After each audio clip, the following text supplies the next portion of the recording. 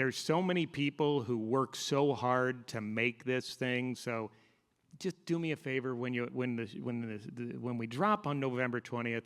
I know you want to hit next episode. Do me a favor, hit watch credits just one time and look at the names of these people, because I get to be out here and get to get way more credit than I deserve. And just these people who just really we all just came together and did this thing together, these people included. And so, yeah, we love you. This was a labor of love, and we're so thrilled to share it with you all. Thank you so much for attending the Jurassic World Chaos Theory Season 4 panel. Give yourselves a round of applause for coming. Okay. My name is Abby White, and I will be your moderator for today. I would like to start really with the real stars of the show, literally, our showrunner and cast. Can we welcome out executive producer Scott Kreamer?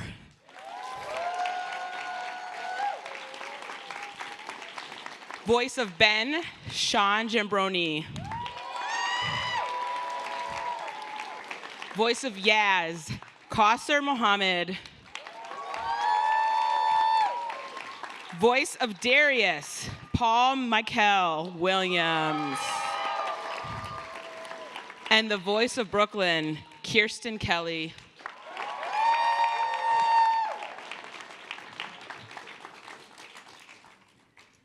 Okay, so normally I would start, but I think somebody else has something. I think for we us. actually also have a special guest today. We have Rainey, who plays Sammy, on the phone with us. Give her some love. Let's see if technology will work in this way. She said, hello, can you guys hear me? She says she loves you all.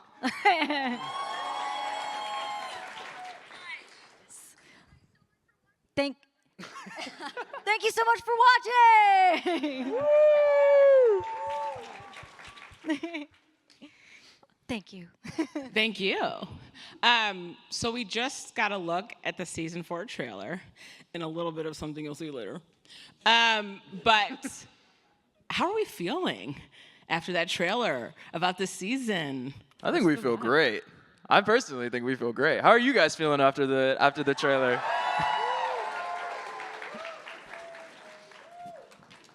So this is the final season. Appropriate response. I didn't even have to pull that out of you. Thank you for that. I want to start, because it is the final season, not with questions, but with statements from fans who have been watching this show for years and shared some of their thanks for your work on the show. So I want to start with Mina K, who said, trying to narrow it down, what she likes about the show, is like telling Bumpy to lay off the berries. The Nublar 6, Bumpy, and Smoothie have kept me going through some of my toughest days. The resilience, intelligence, and their love for one another continue to inspire me to always cherish the camp fam and appreciate those in my life. There's a lot here, guys, and I'm trying to keep it together myself. So Joanna A says, I loved watching Ben change from season 1 all through Chaos Theory. Ben taught me to be brave and confident. Sometimes I get sad because people see me differently, but that's okay. Ben had Bumpy, and I have my dog, Jeter, and we both wound up growing up to be pretty cool. Why am I crying? This is not even my show. We're only 2 minutes in, and I'm already tearing up. This is crazy. This show has been with me through all, and this is from Anna W. Brooklynn especially has helped me in Chaos Theory. I was born missing a limb. Not a lot of media has people like me in it, and this show portrays it so well and with grace. I've never seen someone like me get a role like this and have writers behind the scenes. Brooklynn's storyline helped me open up, get a prosthetic match to Brooklynn, as well as help me find the audition for an agency, and I got in. I'm crying. Jonathan H. says, the Jurassic family has showed me the beauty of nature and the world. It taught me I can count on the right people when I need to, and how love and friendship can stay strong no matter the situation. Charlotte, from Cretaceous to Chaos Theory, Yasmina and her story has captivated me and empowered me to come out to my family when I first watched the show. This one's for you, Paul. As an awkward black autistic dino nerd who lost a parent, I related with Darius from the very first episode. I love how devoted Camp Fam is to each other, even though everyone in it is so different. Both series inspired me to find my own Camp Fam, which I now am grateful to have.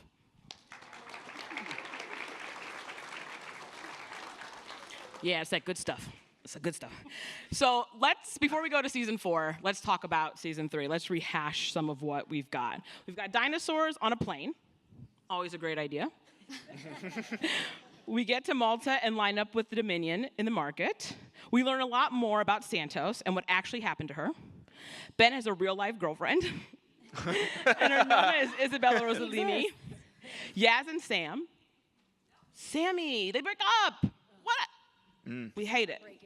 Dogson returns. The Pyroraptor wreaks havoc. The handler returns and dies. And the absolute most important development to happen is the arrival of our beloved, oh my God, Smoothie. Smoothie. Scott, the floor is yours to explain how and why you thought these kids and your fans could handle all of that. Oh, well, they're pretty scrappy, you know. They're tough. Look, we've tried to. I'm sorry. I'm still, from what the fans wrote, I'm still. Yeah. Fair. So thank all of you also for being here today. We appreciate the support that the fan base has given us since we started Camp Cretaceous. But we've just tried with each season to make things as difficult as possible on these kids and see the resilience as they come together and try to figure things out. And just like life, it's messy and it can be scary. But, if we stick together, we can hopefully make it through some tough times. And dinosaurs are cool, so, It's why we come. It's why we come. For the rest of the cast, what's your reaction when you step in the booth to record all these twists and turns?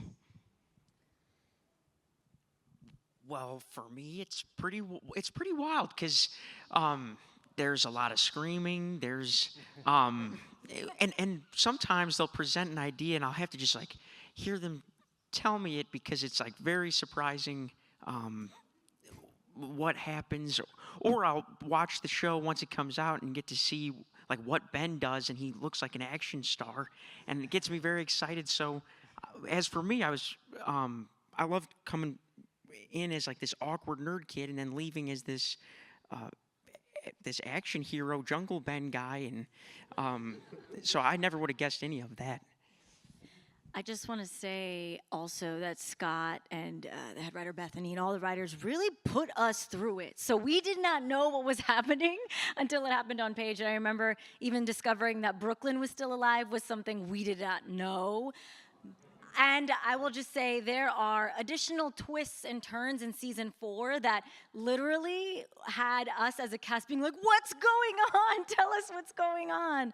So they really did put us through it. And y'all are in for a treat because as on the acting side of things, it was like hitting me as I was reading the script.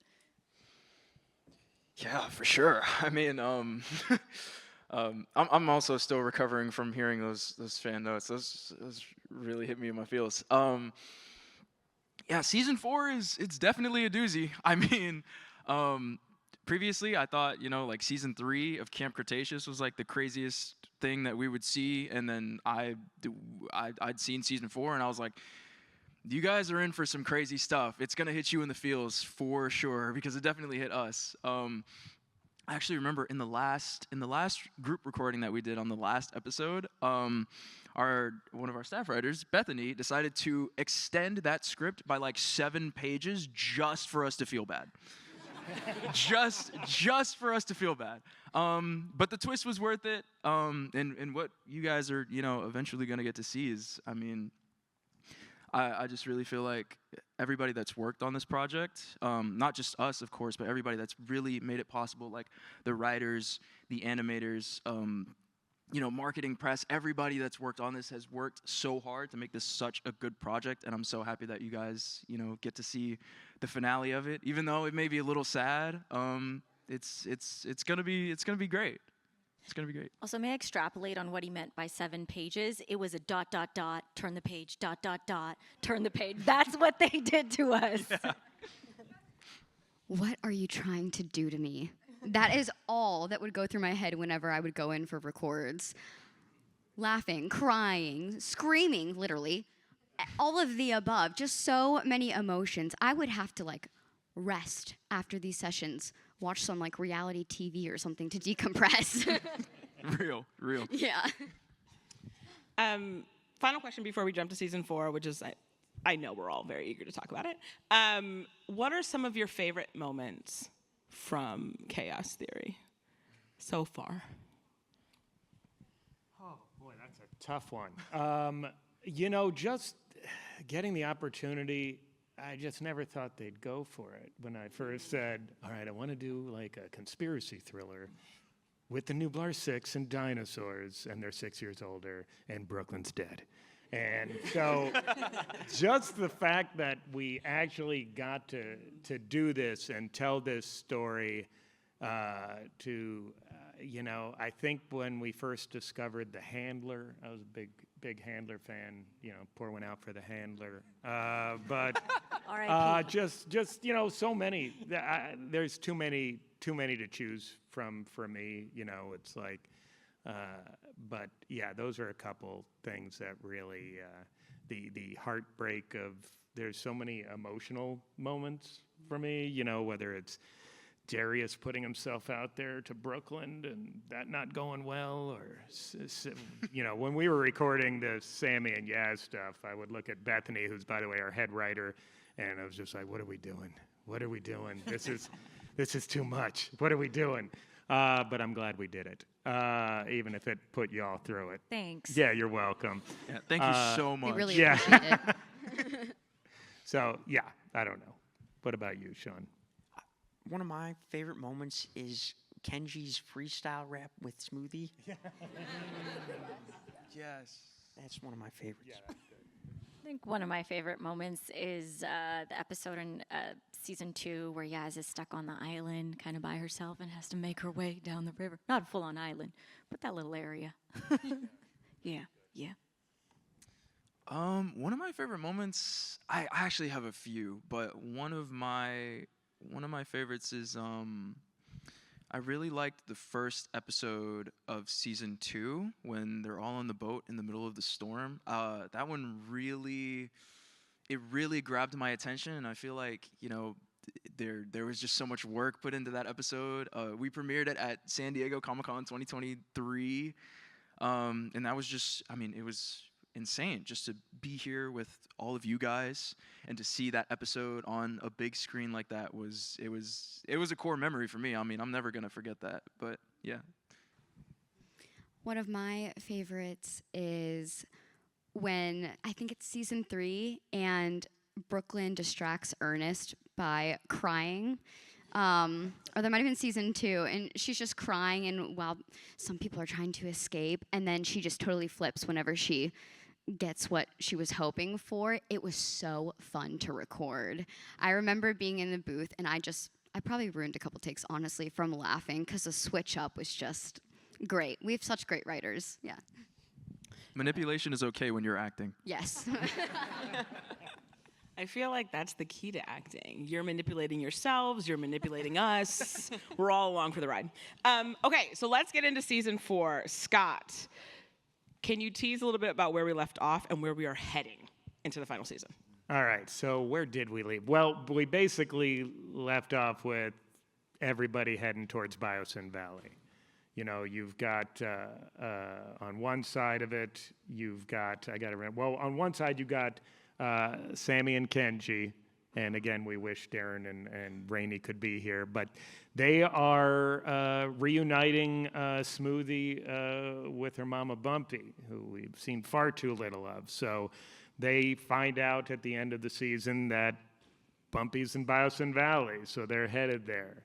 Meanwhile, Brooklyn and Ben and Yaz and Darius, they've defeated Santos.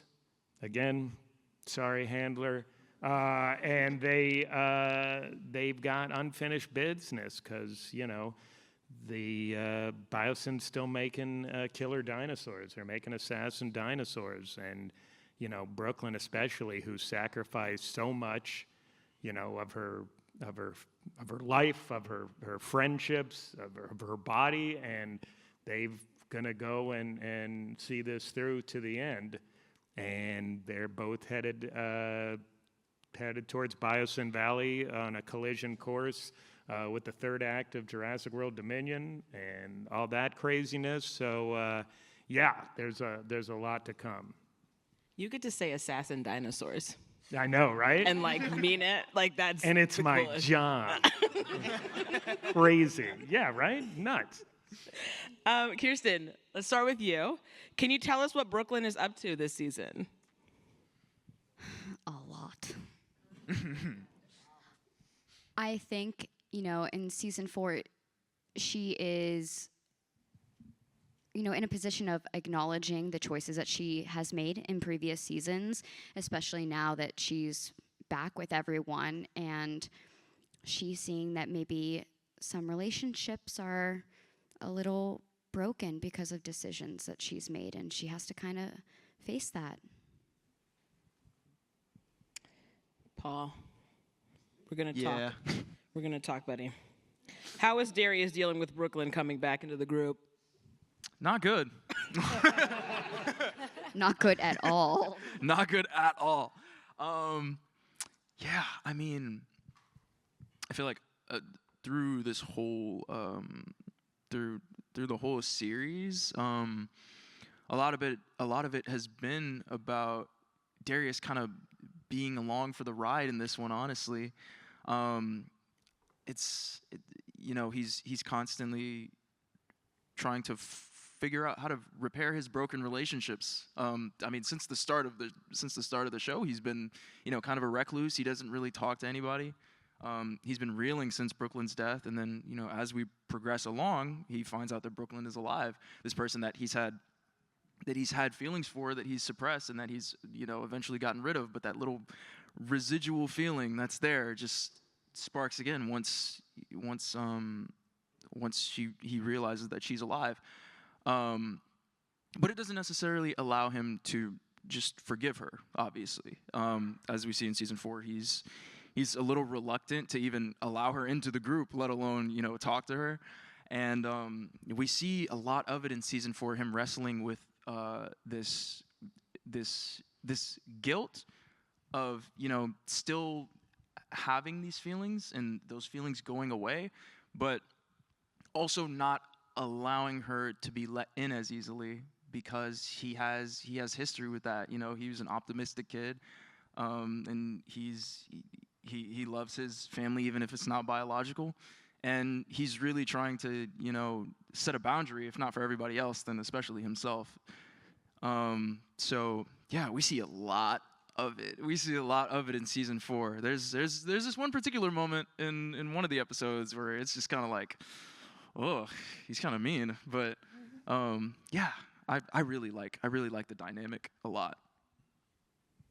All right, Sean, let's tease a little bit what's happening with Ben.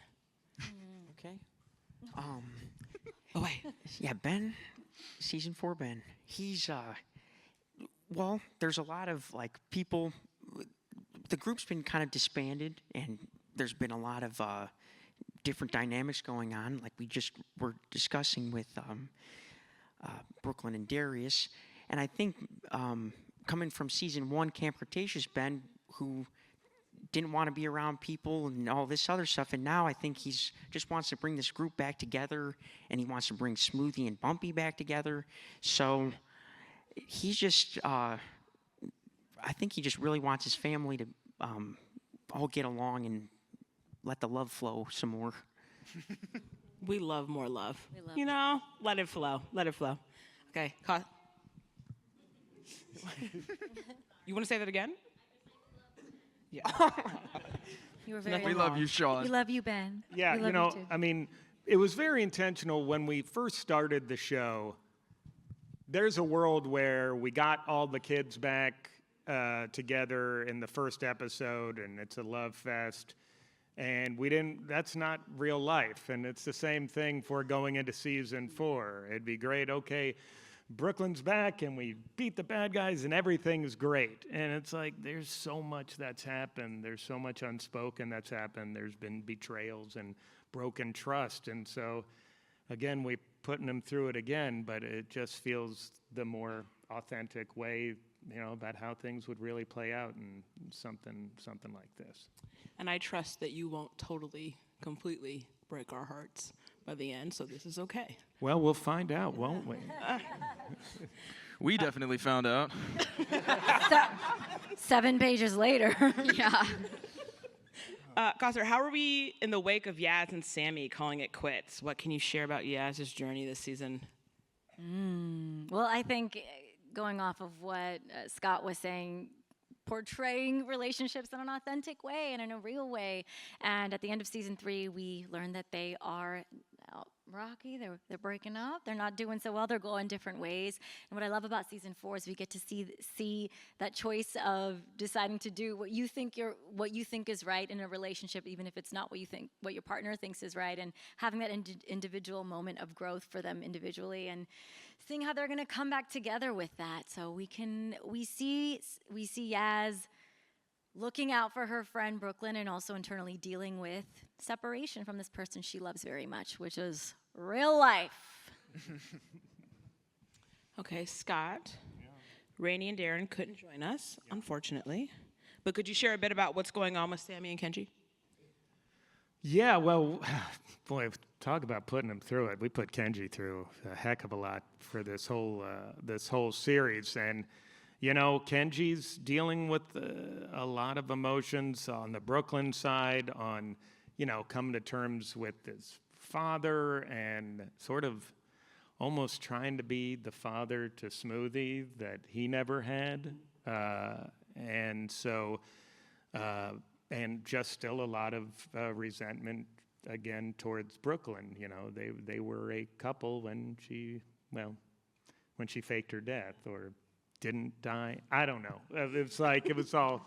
Sorry about that. Yeah. And you know, Sammy is sort of the same in the same way as dealing with you know, her heartbreak with Yaz, but also again it was Brooklyn who, I'm not saying she broke them up, but their different views on what Brooklyn went through. There were cracks in the relationship already, which we showed in season 1. And again, we didn't want to just go, okay, well, they're all better now, because again, not real life, but hopefully still in an entertaining way. And so, yeah, everyone's dealing with a lot of stuff, but you know, they've got a goal. They want to get Smoothie back together with Bumpy, and then go home and be safe. I just want to take Smoothie and Bumpy myself. That's I want you to animate me and then put me in there and just leave me with them, please. Okay, we'll have to get a budget approved, but we can do our best. So this is the final season. I want to ask you all if you have any final words about what it's meant to be a part of something so special as both of these series, which have gone 90 episodes, multiple years, have watched characters, the voice actors, your crew, team, grow, even as adults. Do you have any final words about this journey? You're not going to make me start, are you?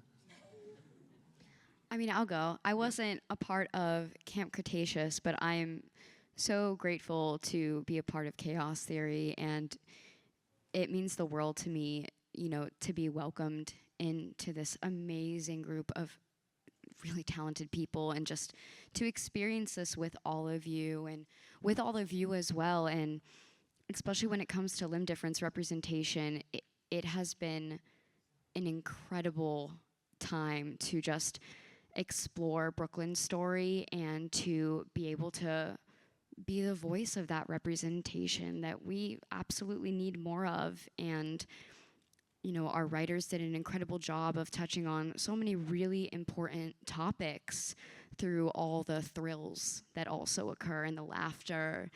And it's just been so amazing. I mean, this experience will be with me for the rest of my life.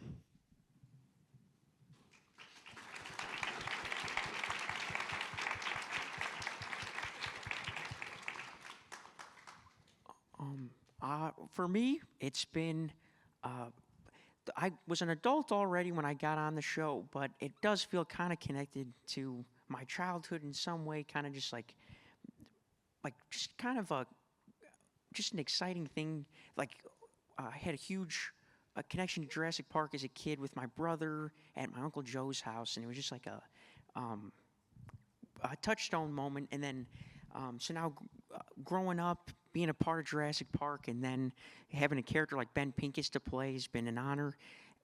Getting to know everybody's been awesome, and I just really appreciated all the fan interaction with this project, and just excited and proud to have this project to look back on. That just kind of like has a lot of heart in it and a lot of care. And I'm really honored. So just thank you, everyone, for letting us do this and supporting this. And it's really great to have this with you guys. So thank you.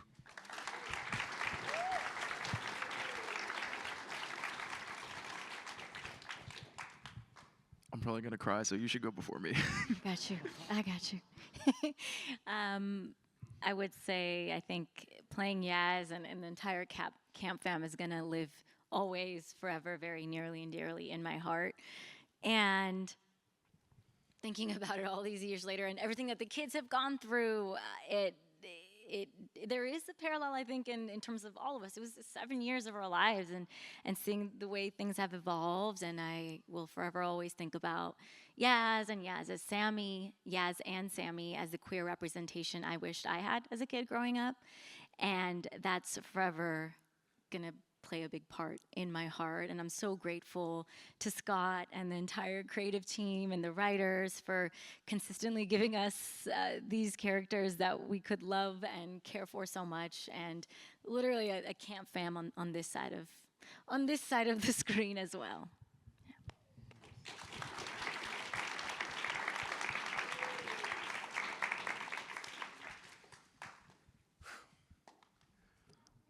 Oh, thank you. That's going to make me cry even more now.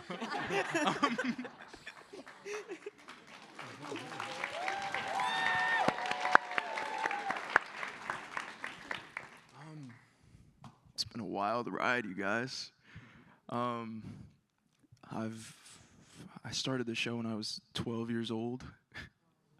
For those of you who don't know, I'm turning 20 in 3 months, so thank you.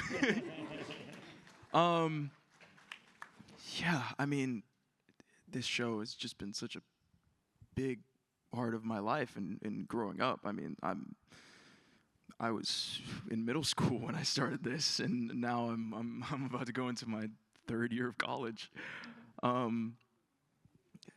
It's I know how I feel. It's just really hard to convey it because I know how much we've done. I know how much effort we've put in the last 7 years. I know that it's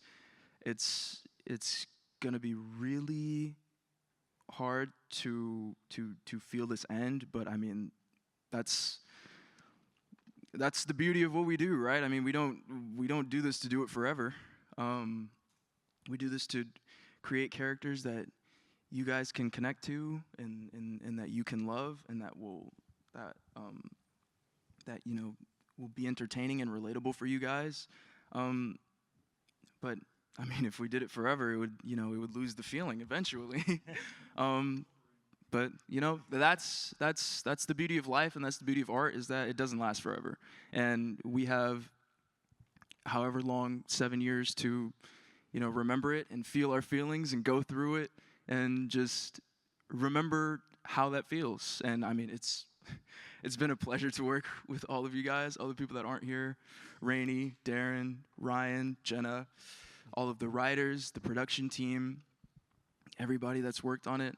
It's been a pleasure to be able to portray, you know, a young black dino nerd from 13 to, you know, 18, 19 years old, and to be able to, you know, breathe life into a character that, you know, people like Scott and Bethany had already molded, so that other people can, you know, see and relate to people that they may not have been able to see, you know, growing up. And I just really hope that all of our characters, Darius, Brooklynn, Yaz, Sammy, Ben, I'm drawing a blank because I'm looking at the people as I'm, and Kenji, I really hope that, you know, over time people can come back to this show and they can be like, yeah, I see that in me, and I want to be what I see on television and on streaming services. And I'm really grateful that you guys were, you know, able to give me that chance. Now I'm gonna start crying. But yeah, thank you guys.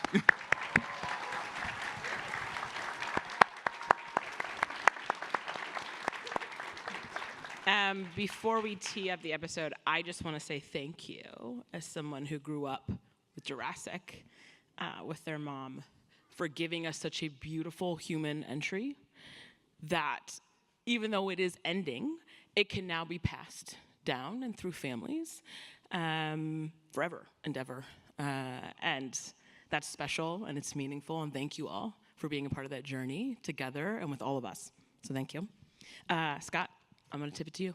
Yeah, I as you can tell, these are wonderful people, and being a part of this franchise and getting the opportunity to tell these kind of stories, which so many people would probably not have gotten a chance to see if we didn't have this giant franchise, and for people letting us taking these big swings, it's been great. But what I'll take away, and also, I mean, the fans, like, I was really, when we started Camp Cretaceous, I was like, well, they're going to be waiting in the weeds for us. They're just not, we touch beloved Jurassic, and we've been embraced by the community, and it's not something that we take lightly, because it really is a crew and a cast of fans of the franchise, too. So I love these people, and I get to come out and talk a lot about the show, and there's so many people who work so hard to make this thing. So just do me a favor when we drop on November 20th.